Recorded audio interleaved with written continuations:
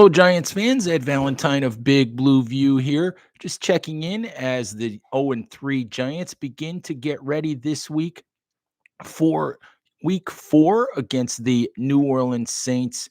The bad news just keeps on coming for the Giants. It looks like there's a possibility that the Giants will have their fourth starting left guard in as many weeks when they face the Saints on Sunday. Reports are that Ben Bredesen has a hand injury and may not be able to play on Sunday.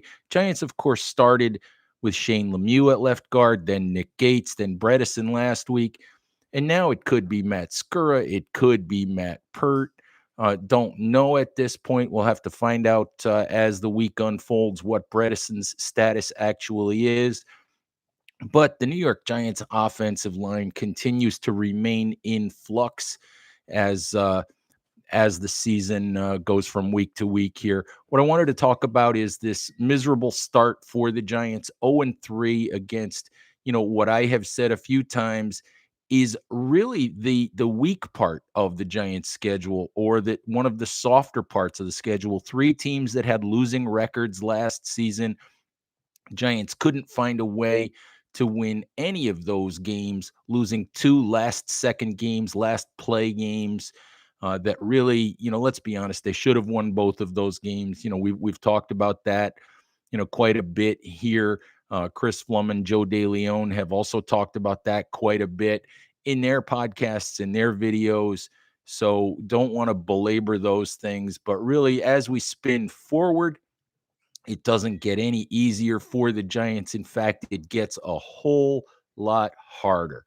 After 3 games against teams that had losing records in 2020, the Broncos, Washington football team, and the Atlanta Falcons, the Giants faced New Orleans, which is 2-1 on Sunday.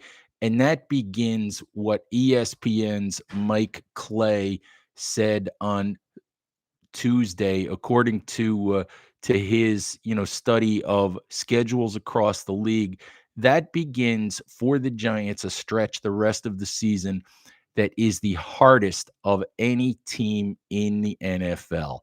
The Giants face in the next few weeks, they face the Saints, then they face the Cowboys.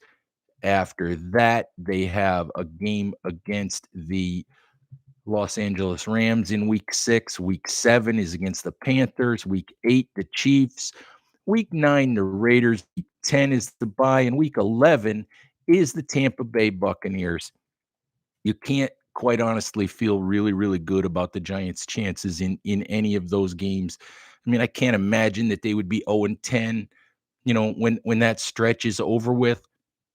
But from what we've seen so far, anything is possible. So it's not going to get any easier for the Giants. They really, in the first 3 weeks of the season, missed a huge, huge opportunity to get off to a good start, to create some hope, to create some optimism.